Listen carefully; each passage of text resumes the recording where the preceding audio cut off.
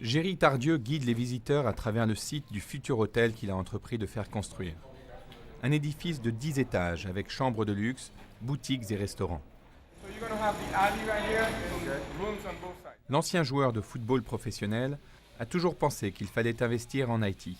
Après le séisme qui a frappé son pays l'année dernière, il en est plus que jamais convaincu. Cela va dynamiser le tourisme, créer des emplois et faire progresser l'économie en général.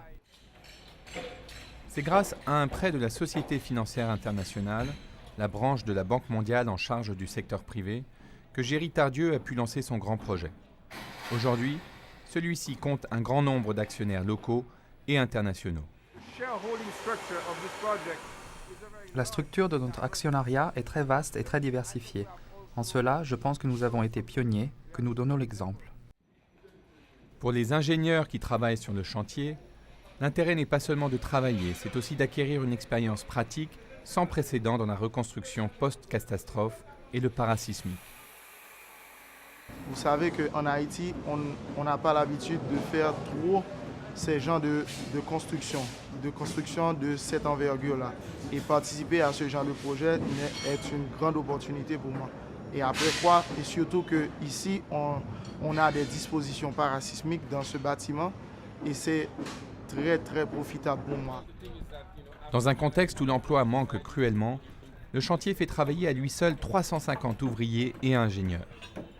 Et les postes seront encore plus nombreux une fois l'hôtel terminé.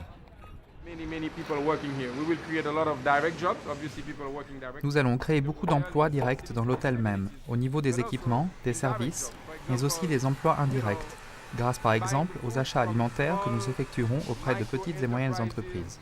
Notre service de restauration se fournira chez les petits pêcheurs dans les villages reculés. Jonas Fael a 30 ans. Grâce au travail qu'il a trouvé sur le chantier, il peut subvenir aux besoins alimentaires et de première nécessité de sa femme et de ses enfants, au moins pour l'instant.